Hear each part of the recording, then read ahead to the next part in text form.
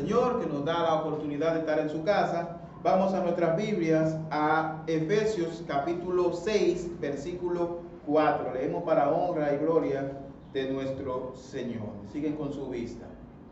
Y vosotros, padres, no provoquéis a ira a vuestros hijos, sino criadlo en disciplina y amonestación del Señor. Amado Dios, venimos delante de ti una vez más y agradecemos, Señor, el cuidado, Padre Santo, que tú tienes de nosotros, Padre amante, Padre cuidadoso, Padre proveedor, Padre sustentador, Padre salvador, Señor. Habla nuestra vida a través de tu palabra, habla mi corazón, habla el corazón de los hermanos, de las hermanas, Señor. Glorifícate, Padre Santo, a través de esta enseñanza, a través de tu palabra, Señor, el día de hoy. En nombre de Jesús, amén y amén.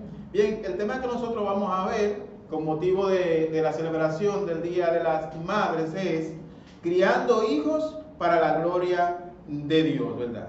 Y mis hermanos, a raíz de los maltratos en la familia, precisamente por los progenitores, por los padres, los gobiernos en el mundo han justificado algunas que otras agendas progres para ellos traer a capítulos enseñanza que quieren traer a nuestros hijos, ¿verdad? Y se toman estas excusas que aparentemente parecen ser excusas loables. Dice, bueno, hay padres que para corregir a sus hijos le dan con un cable, o que para corregir a sus hijos lo amarran, o le dan con un alambre, o lo hincan en un guayo, en el sol, ¿verdad? Todas estas cosas, en vez de corrección, lo que son es abusos. Y muchas veces estas cosas han sido tomadas como excusa para que los gobiernos lleven sus agendas progres, como lo estamos viendo en estos tiempos, ¿verdad? Y estas excusas han traído también como consecuencia el hecho de que aparezcan estas tandas de escolaridad llamadas tandas extendidas, con el pretexto de que los padres tengan más tiempo para trabajar y los hijos entonces tengan lugares donde quedarse. De esta manera nosotros vemos a los estados o a los gobiernos usurpar la responsabilidad que tienen los padres de criar a sus hijos con el pretexto de que le están dando una educación de calidad. Nosotros sabemos, mis hermanos, que esa tanda se extendida, los muchachos están más pasillando que la clase que se le está dando, ¿verdad? Es como una guardería. Están guardados allí mientras los padres están trabajando allí. Luego llegan en la tarde y los padres llegan cansados, se acuestan, vuelven a la escuela, los padres van al trabajo y de esta manera usted se va desconectando emocionalmente de sus hijos. ¿Y quién va quedando con esa prerrogativa de educar a sus hijos? El Estado. El Estado, mis hermanos. Y han usurpado en muchos casos la función que tienen los padres de criar a sus hijos. Si usted pudiera decir, no, el Estado es el culpable. No, otro punto es la irresponsabilidad de los padres. Padres irresponsables, mis hermanos, quienes ven la crianza como una carga, quienes ven a los hijos como un problema del cual tienen que deshacerse. Qué bueno que el Estado está cargando con ellos. Qué bueno que el Estado lo tiene todas esas horas, mientras yo puedo trabajar, mientras yo puedo producir dinero, mientras yo puedo descansar de ello, ¿verdad? Claro que todo en la vida tiene sus excepciones. Hay madres solteras, ¿verdad?, que tienen hijos y que tienen que trabajar y que de alguna manera necesitan llevar a sus hijos a un lugar donde un familiar o un lugar de eso para que se lo cuiden. Eso lo entendemos. Todo tiene excepciones, pero las excepciones, mis hermanos, no son las reglas. Yo me refiero básicamente a estas madres que tienen hijos y tienen nana.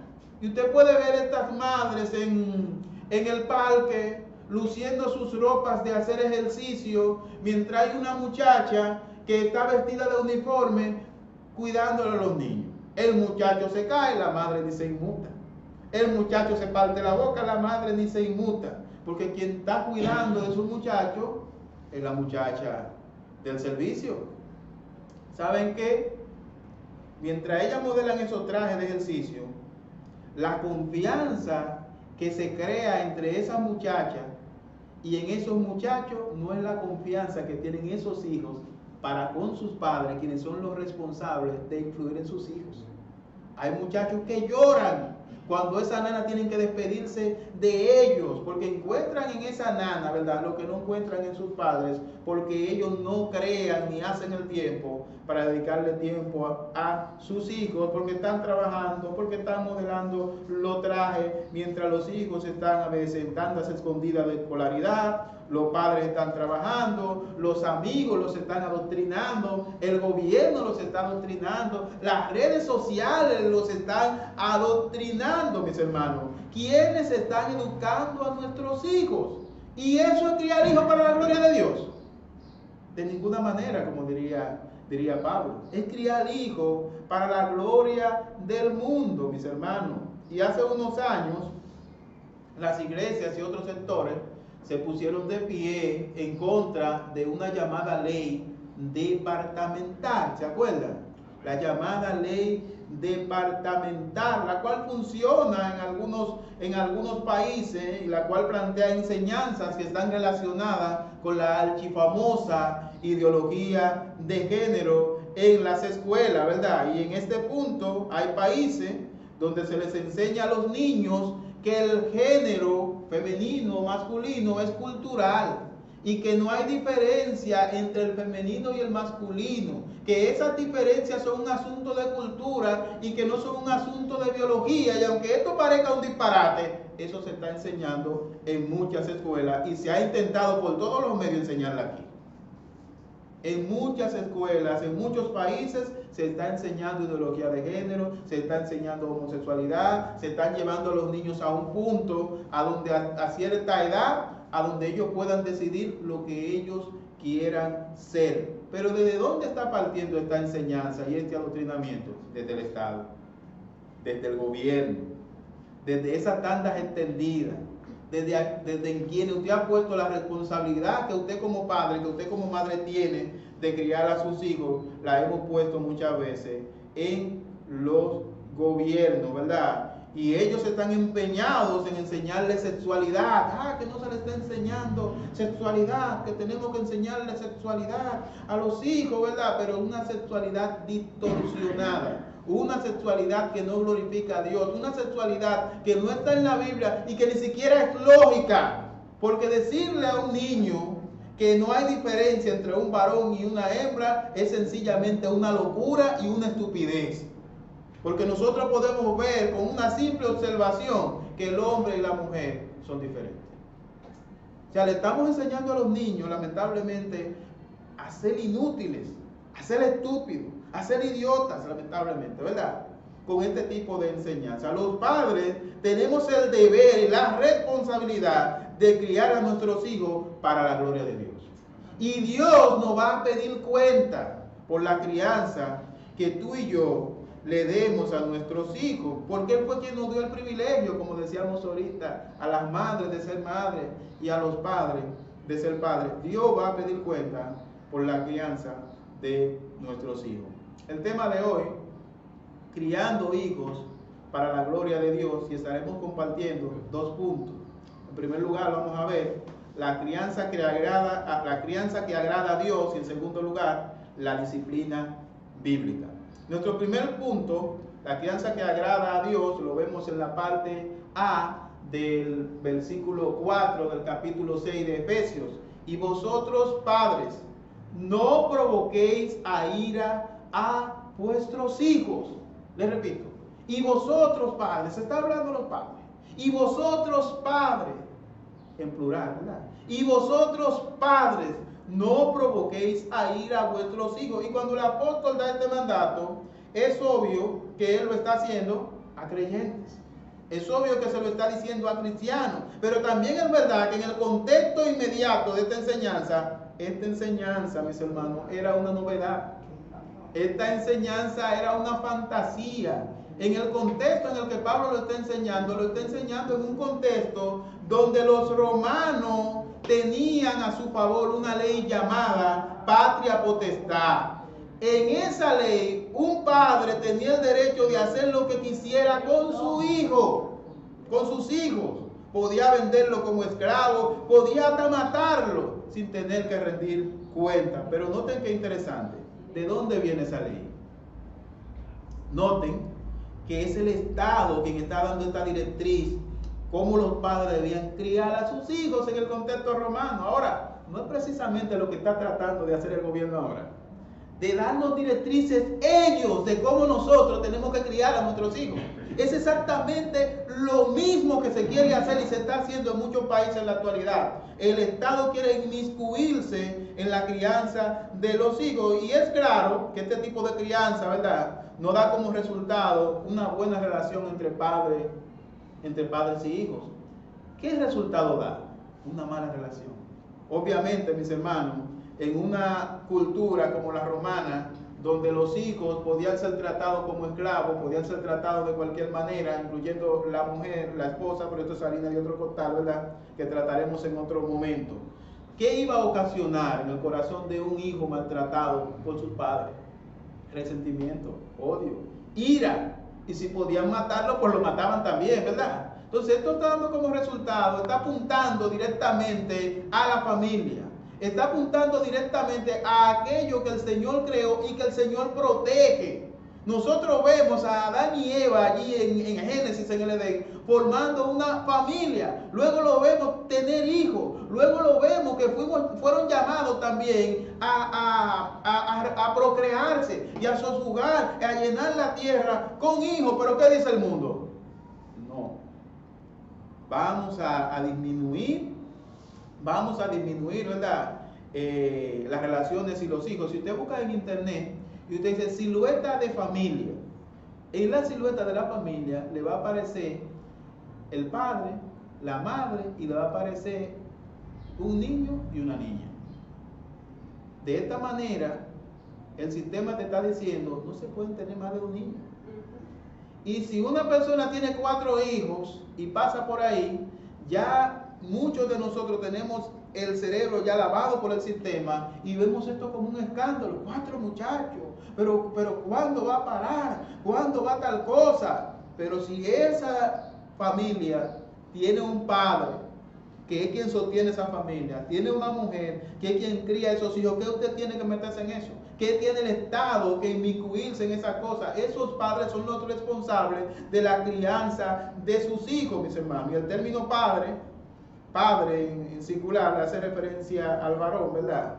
Y los padres, el varón en la cultura romana, era quien hacía todas estas cosas, era quien maltrataba a los hijos, era quien maltrataba a la esposa, era quien se beneficiaba de la patria potestad, y era quien podía vender a sus hijos como esclavos e incluso matarlo si quería, ¿verdad? Pero nosotros vemos padres en plural, en referencia a papá y mamá, de manera que es responsabilidad de ambos padres criar a sus hijos para la gloria de Dios. Tú y yo tenemos que criar a nuestros hijos para la gloria de Dios. Los romanos criaban para su propia gloria, para la gloria del mundo, ¿verdad? Pero nosotros estamos llamados a criar para la gloria de Dios. Aunque es posible que nosotros no imitamos a los romanos, ¿verdad?, como una copia al carbón, haciendo lo que ellos hacían, pero sin embargo, sí provocamos muchas veces a ira a nuestros hijos con el modelo de crianza que nosotros practicamos. La pregunta sería, ¿cómo pueden los padres cristianos provocar a sus hijos a ira? ¿De qué manera podemos los padres cristianos provocar a nuestros hijos a ira? Porque ciertamente estamos hablando a padres cristianos. Los romanos allá afuera vivían conforme al mundo. Las personas allá afuera viven y crían conforme al mundo. Pero los cristianos tenemos que criar conforme a lo que dice la Biblia. Los cristianos tenemos que dar gloria a Dios. El mundo, el inconverso, no va a dar gloria a Dios porque no lo conoce. Ahora tú y yo lo conocemos. Tú y yo conocemos su precepto, tú y yo conocemos su palabra, tú y yo conocemos y vemos en la Escritura cómo Dios quiere que tú y yo criemos a nuestros hijos. Ahora, ¿cómo nosotros provocamos a ira a nuestros hijos? Número 1, cuando no somos fieles a la palabra de Dios en nuestros roles. Cuando no estamos siendo fieles a la palabra de Dios en nuestras funciones. Cuando la mujer, por ejemplo, le demanda a sus hijos que se sometan a ella, y eso está bien, pero ellos no la ven a ella someterse a su marido. Ellos no la ven a ella practicar lo que dice Efesios 5:22. Las casadas estén sujetas a su propio marido como al Señor. Y si ellos no te ven a ti someterte a tu marido, tampoco se van a someter a ti. Y tampoco van a respetar a su papá. Cuando el padre se queja de que sus hijos no son afectivos, de que sus hijos son secos, pero no lo han visto a él ser afectivo con su mamá. No lo han visto a él mostrarle amor ni cuidar las emociones de su mamá, como dice Efesios capítulo 5, versículo 25. Maridos, amad a vuestras mujeres, así como Cristo amó a la iglesia y se entregó por ella, amor sacrificial. Tus hijos no han visto ese modelo de paternidad, pero tú le estás exigiendo a tus hijos. Pero tú no le estás mostrando con tus acciones lo que dice la Biblia. Tú lo estás provocando a ira. Porque tú le estás diciendo una cosa y tú estás haciendo otra. ¿Cómo te sientes tú cuando tú ves que alguien te dice una cosa y hace otra? Eso te molesta, eso te provoca ira. Cuando nosotros decimos una cosa y hacemos otra, estamos provocando a ira a nuestros hijos, mis hermanos. Cuando lo corregimos delante de la gente, cuando lo avergonzamos, cuando le decimos palabrotas, cuando le gritamos delante de otras personas, cuando lo humillamos delante de otras personas, lo estamos provocando a ir. Ah, pero somos cristianos. Sí, cristianos provocando a ir a sus hijos. Cuando nos enfocamos tan solo en sus errores y no les estimulamos cuando hacen algo bien, ¿verdad? Mira qué disparate, eso está malo, mira ese tollo. Cuando tenemos favoritismo con un hijo en consecuencia del otro. Y nosotros vimos eso en la historia de José. ¿Recuerdan la historia de José y sus hermanos? ¿Recuerdan lo que sus hermanos le hicieron a José? Pero ¿de dónde partió esta decisión que ellos tomaron? ¿Qué provocó la ira? ¿Qué provocó el odio de ellos hacia su hermano? ¿Verdad? Bueno, su papá le hizo una túnica de colores tan solamente para él. Tenía favoritismo para con José. Sin embargo, ellos empezaron a odiar a su hermano. Este favoritismo de Jacob para con José trajo celos. Este favoritismo trajo envidia. Y finalmente ese favoritismo pudo haber presagiado, ¿verdad? Pudo haber traído la muerte de José. Porque ciertamente Jesús dice que el que aborrece a su hermano es homicida. Ellos lo mataron en su corazón. El que odia a su hermano es homicida, mis hermanos. ¿Y qué provocó eso? El favoritismo de un padre. Un padre teniendo favoritismo con un hijo, mientras tiene otros más, y a esos otros vive de espalda a ellos, mientras complace las cosas que éste hace, mientras halaga mira que bien lo hace Juancito, mira que bien lo hace Juanita, mira que bien lo hace Federico, fulano no sirve para nada, fulano yo no sé ni para qué sirve, fulano yo no sé para qué nació, fulano. Porque las notas son malas. Porque la profesora me dice que no progresa. Porque la gente me dice, pero qué diferente es su hijo de fulano. Entonces yo empiezo a hacer diferencia. Empiezo a tener favoritismo por este. En consecuencia, le voy haciendo daño al otro, ¿verdad? Y voy creando un corazón lleno de celo, lleno de amargura, lleno de resentimiento, lleno de odio. Pero eso pasó también con Esaú y con Jacob. Recuerden la historia, ¿verdad? Rebeca, ¿verdad? Rebeca e Isaac. Todo es lo correcto, Rebeca e Isaac. Rebeca e Isaac, ¿verdad? Uno tenía favoritismo con uno y el otro tenía favoritismo con el otro. ¿Y qué pasó al final? Estos muchachos eran enemigos al final. Y hasta hoy todavía los descendientes de ellos son enemigos todavía, mis hermanos. Porque hubo favoritismo. El favoritismo trae todas estas desgracias a la familia, destruye la familia. Y cuando los padres tenemos favoritismo, creamos ira en nuestros hijos. Provocamos a ira a nuestros hijos. Juancito es bueno en tal disciplina. Federico es el mejor en tal cosa. Pero Josefina, lamentablemente, y Josefina oyendo, y Josefina callada, y Josefina sufriendo, ¿verdad? Y los halagos para fulano, los halagos. Tenemos que tener cuidado, mis hermanos. ¿Cómo nos dirigimos a nuestros hijos? Mi hermana tiene 4 niños y una de las reglas que ella tiene es, si tú le vas a regalar uno, regálale al otro también. Va a traer un solo vaso donde hay 4 muchachos. O sea, está mostrando favoritismo a uno. O sea, mejor no le regale ninguno, porque tú lo que estás creando es una problemática, ¿verdad? Y estás comunicando un mensaje negativo.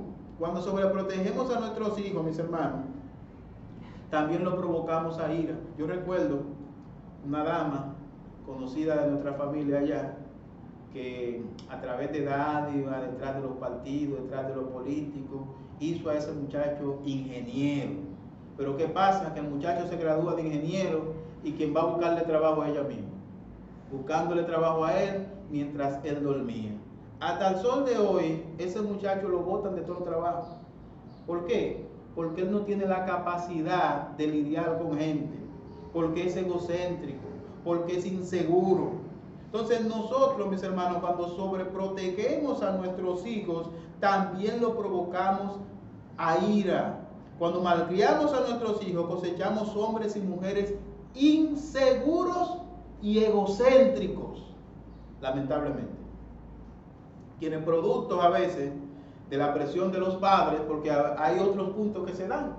Hay una presión de algunos padres en lo académico, que quieren que sus hijos sean buenos en ciertas áreas, mis hermanos, y lo llevan a cierto punto para que lleguen a ser buenos en esas áreas. Y hay muchachos de eso que han llegado a cierto nivel y que no han cumplido con los requeridos de sus padres, que a veces hasta se han dado de baja.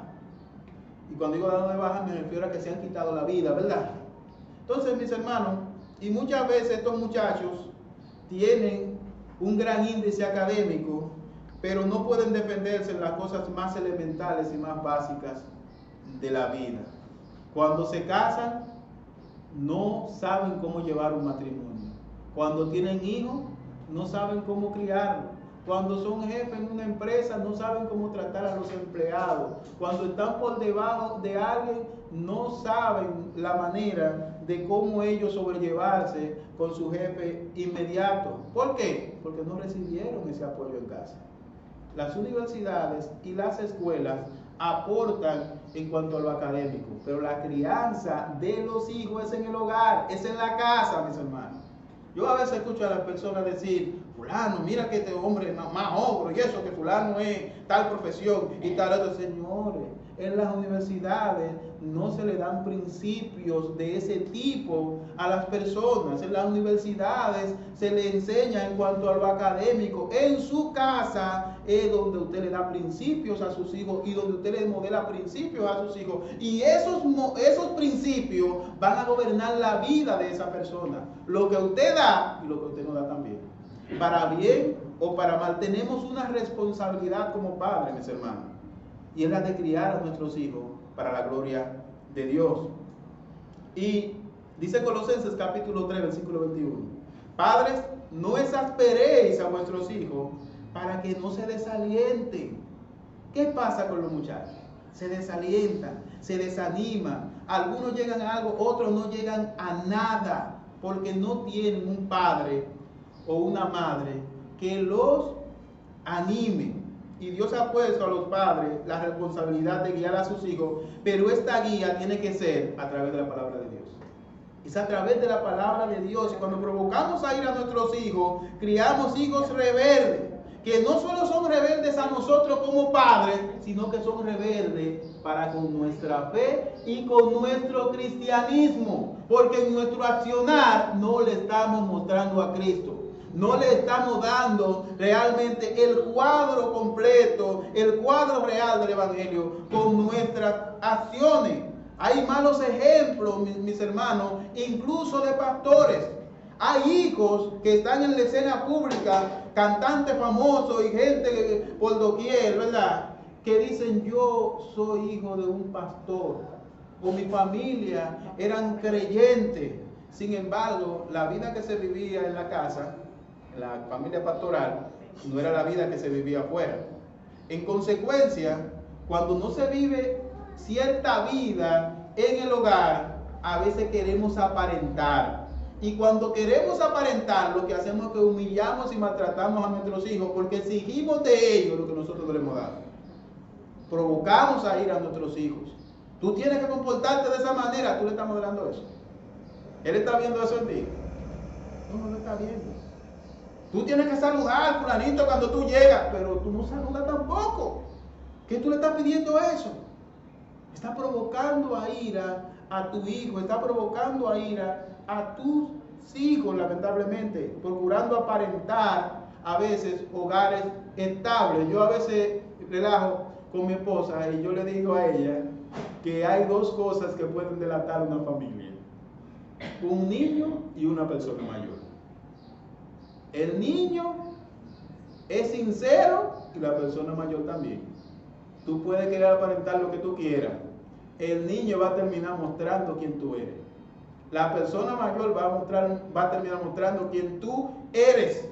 Una vez yo dejé de celebrar un culto en un lugar porque había una persona mayor que me contaba todo lo que pasaba, ¿verdad? Y yo decía, no, pues yo no estoy aquí para eso, que nos vamos a cambiar de lugar, ¿verdad? Vamos a cambiar de lugar porque yo me voy a meter en un problema. Estoy manejando información que yo no debo manejar. Entonces, mis hermanos, y digo esto con mucho cariño, ¿verdad? Por el punto de la sinceridad. Los adultos mayores son personas sinceras y los niños también son personas sinceras. Los otros quieren aparentar. Y lamentablemente, mis hermanos, la apariencia es como aquel hombre que nunca había comido en un restaurante con todas las de la ley y lo invitaron y él tenía temor porque él no sabía cómo agarrar la cuchara ni cómo sentarse en ese lugar, así que tomó un curso rápido para él pasar esa prueba, ¿verdad? Y mientras él estaba allí, solo hizo comprobar la comida. Cuando él probó la comida, la mente lo traicionó y empezó a comer como él comía en su casa. O sea, mis hermanos, los principios gobiernan nuestra vida. Nosotros no vamos a aparentar todo el tiempo. No vamos a ser hipócritas todo el tiempo. Lo que estamos aparentando, tarde o temprano, se va a dar cuenta, tarde o temprano, se nos cae la careta, mis hermanos. Tarde o temprano.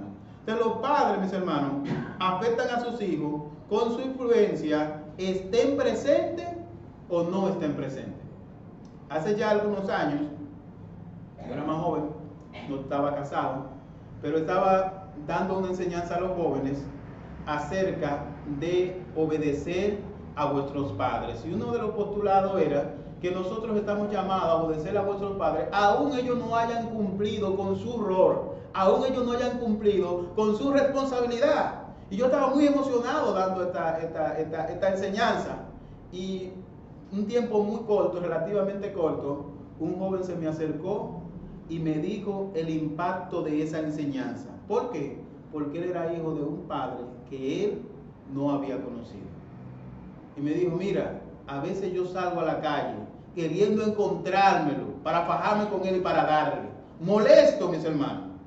Molesto. Es para que ustedes tengan una idea de cómo a un padre que usted no conoce ni ha visto nunca causa cierta influencia en usted. Porque nosotros fuimos diseñados de esa manera.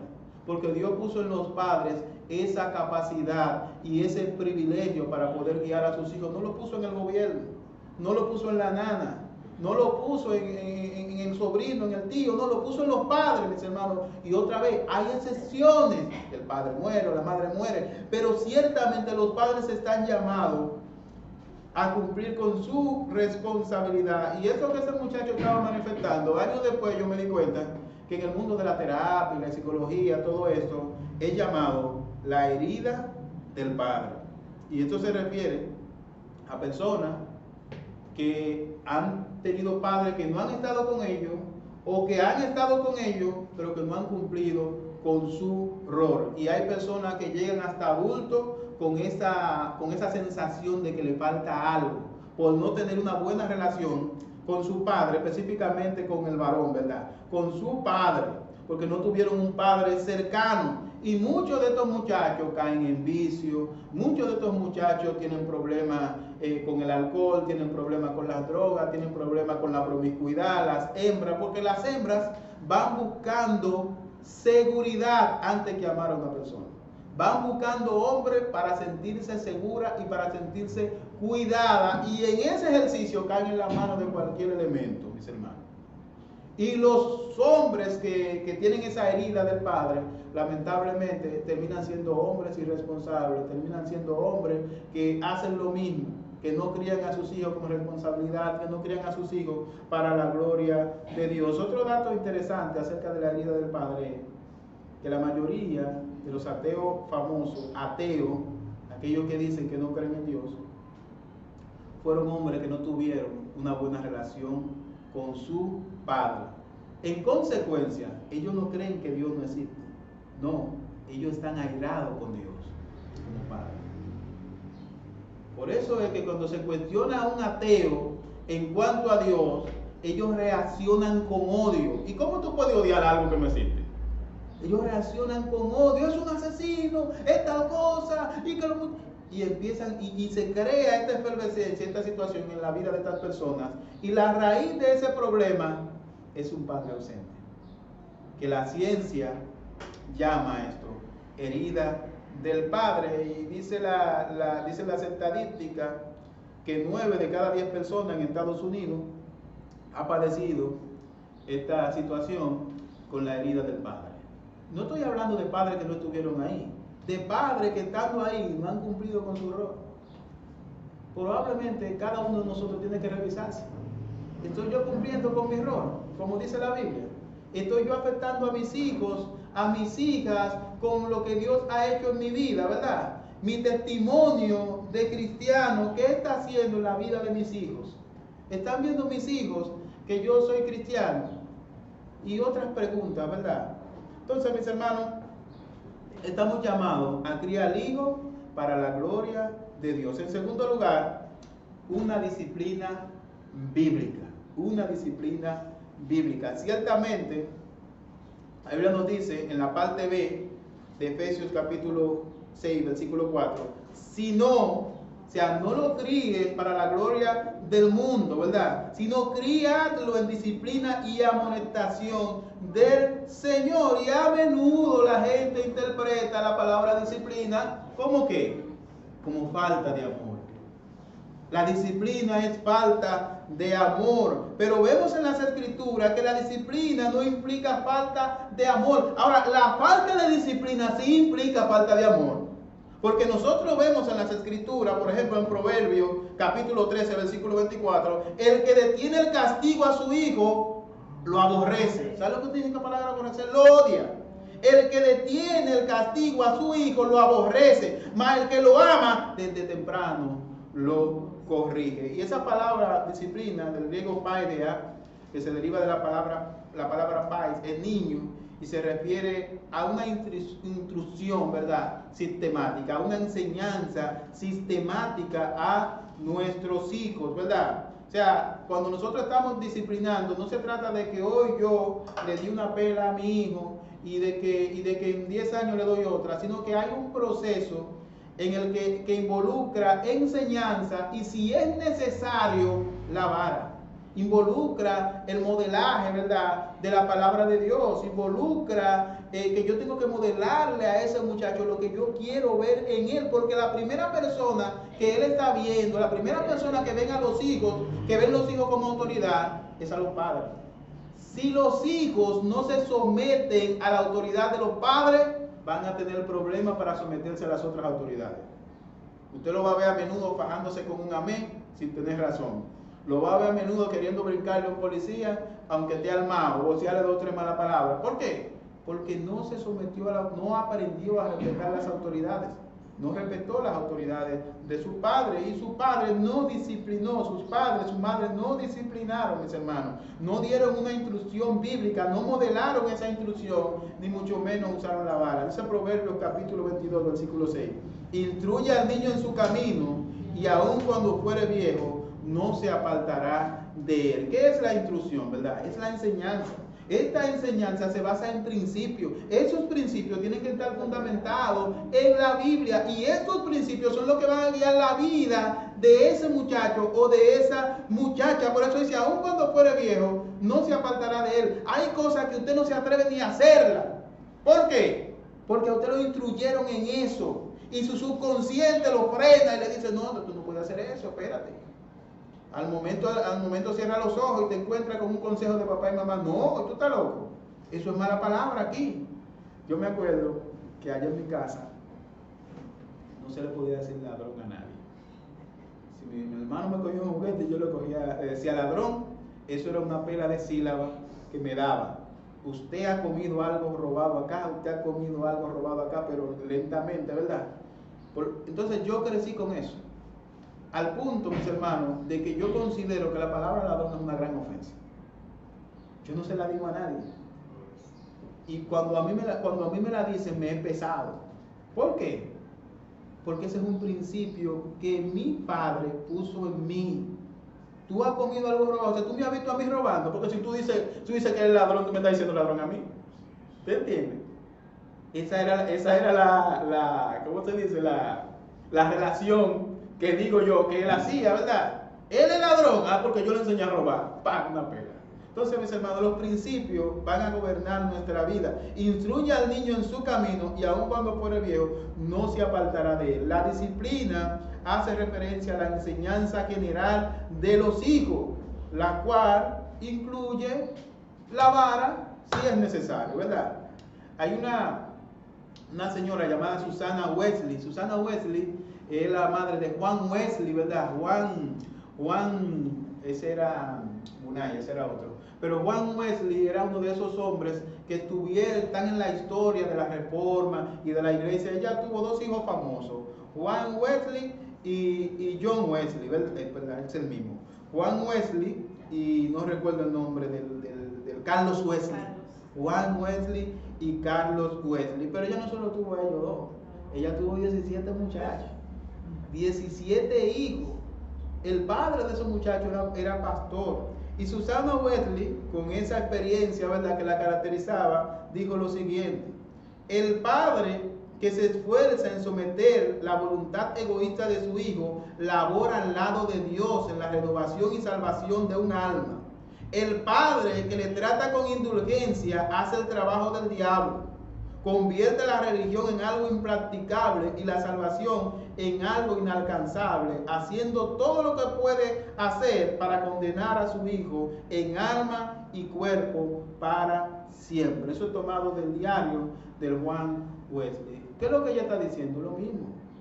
El padre que no corrige a su hijo lo está poniendo en la mano de Satanás. El que corrige a su hijo trabaja al lado de Dios, porque eso es lo que Dios está diciendo. Tú tienes que corregirlo. ¿Por qué? Porque lo digo yo, no porque dice la Biblia. Tú tienes que disciplinarlo. ¿Por qué? Porque lo digo yo, no porque lo dice la Biblia.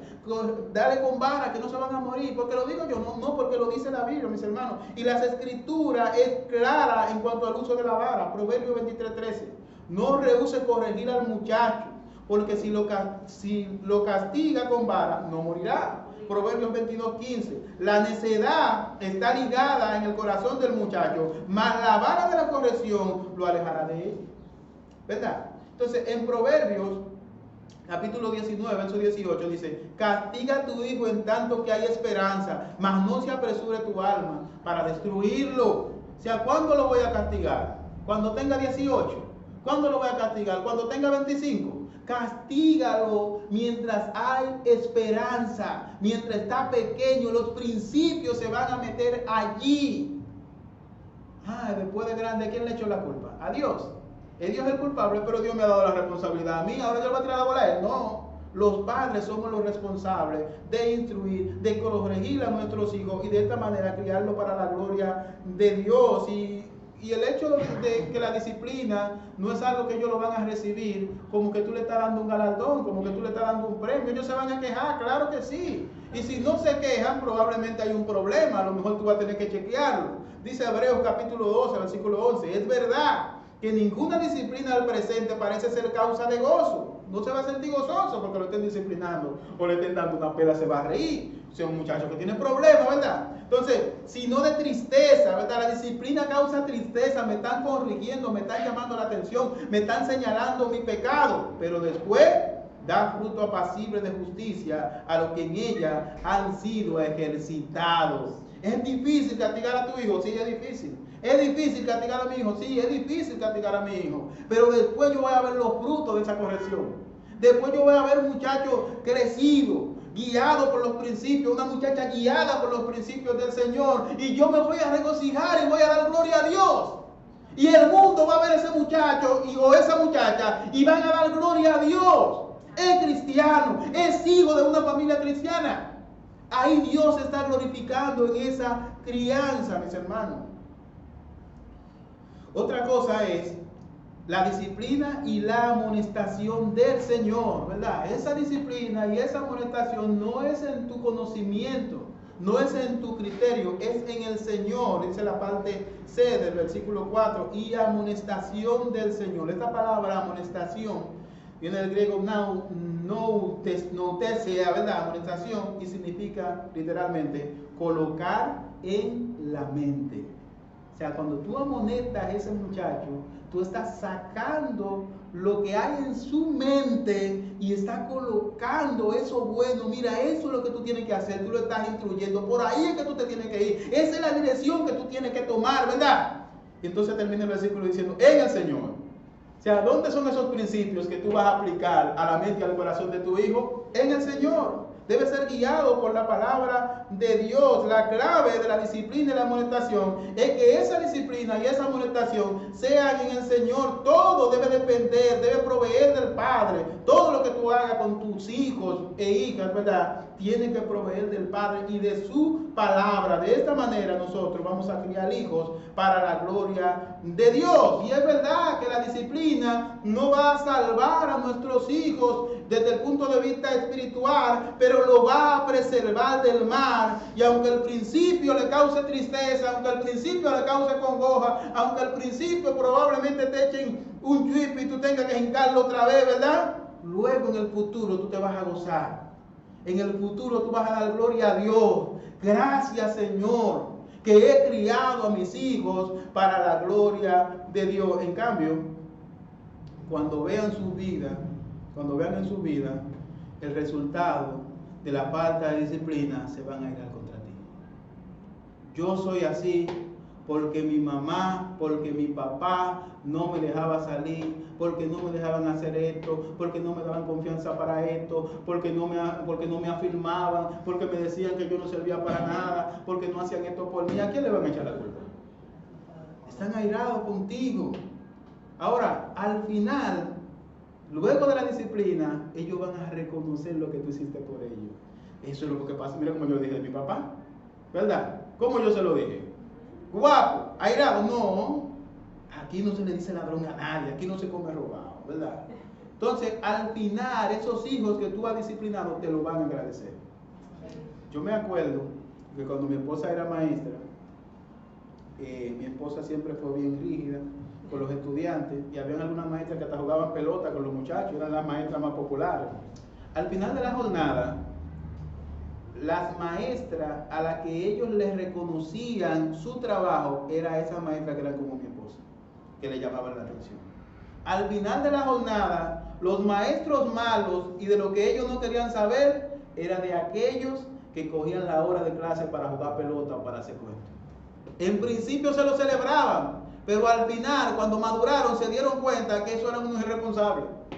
Cuando tus hijos maduren y se den cuenta que tú fuiste irresponsable, van a estar airados contigo. ¿Por qué no me corrigió? ¿Por qué me permitió llegar a ese punto? ¿Por qué me permitió hacer eso, verdad? Mira cómo fulano tiene su papá que lo guía, tiene su mamá que lo guía. ¿Por qué mis padres no me guiaron? No provoquéis a ira a vuestros hijos. Evitemos provocar la ira a nuestros hijos, corrigiendo el mal a tiempo, con disciplina, amonestación y en el Señor. Mis hermanos, tomando en cuenta estas cosas, yo les voy a hacer algunas preguntas a ustedes, ¿verdad? Tomando en cuenta estas cosas. Padre, hombre que está acá, ¿te han visto a tus hijos mostrarle amor a tu esposa? ¿Te han visto a tus hijos cuidar de ella? ¿Qué dirían tus hijos si se les pregunta acerca del particular, verdad? ¿Cómo trata papi a mami? ¿Cuida de ella? O ese hombre llega y le pone la comida en la mesa y él se la come, ni siquiera mira a la mujer, ni siquiera dice a qué sabe la comida. Mujer, que estás aquí, Día de la Madre, ¿verdad? Ahora tú no ves que eso es un regalo, pero después vas a ver que eso es un regalo, ¿verdad? Ahora lo ves como una disciplina. Tus hijos deben respetar a tu esposo. ¿Están viendo tus hijos que tú respetas a tu esposo? ¿O ellos han aprendido a respetar a su papá porque ven que tú no lo respetas? O sea, todas esas cosas, mis hermanos, tienen que estar en nuestra mente y en nuestro corazón. Si tus hijos no te ven a ti, respetar a esa mujer, cuidar de esa mujer. Si tus hijos no te ven a ti, cuidar, respetar a ese hombre, amar a ese hombre, ¿verdad? Con frecuencia nosotros hacemos lo que vemos hacer con facilidad que lo que nosotros no vemos. Nos es más difícil hacer aquello que nosotros no vemos. Para los romanos, el hablar de afecto para con sus hijos era una novedad. El hablar de amor y de darle un beso a un muchacho son una fantasía, ni aún se nombre. Sin embargo, mis hermanos, para los creyentes esto debe ser algo cotidiano. Para los creyentes esto debe ser algo normal. Para los creyentes esto debe ser parte de su vida. ¿Cuál es la relación que yo tengo con mis hijos? Se relaciona más el gobierno, más los amigos, saben los vecinos primero lo que pasa con su corazón, de lo que pasa con ellos, que yo. Su relación es mejor con su mejor amigo. Su relación es mejor con su profesor. Su relación es mejor, es más con su pastor que contigo. Esas son preguntas que nosotros deberíamos contestarlas en la presencia del Señor, ¿verdad? ¿Cuándo fue la última vez que tú le pediste perdón a tu hijo o a tu hija cuando tú le ofendiste? Muchacho, no se le pide perdón, yo soy el hombre, yo soy la mujer. ¿Cuándo fue la última vez que tú le pediste perdón? Allá en Roma estaba bien, allá afuera está bien, pero los cristianos no. ¿Tú le has pedido perdón a tu hijo o a tu hija? Esa vez que tú le hablaste, esa vez que tú lo empujaste, esa vez que tú lo maltrataste, ¿tú le has pedido perdón? Ese resentimiento está ahí. Esa ira contra ti está ahí. Esa ira está ahí porque tú no le has pedido perdón. Ese resentimiento y probablemente ese odio reprimido está ahí. En algún momento van a salir. No provoquemos a ira a nuestros hijos, mis hermanos. Usted está siendo afectuoso con sus hijos, o estamos dañando a nuestros hijos como lo dañaban los romanos, o como lo dañan algunas personas allá afuera. Mis hermanos, nosotros estamos llamados a criar hijos, no para nuestra gloria, no para la gloria del mundo, sino para la gloria de Dios. Dios nos bendiga.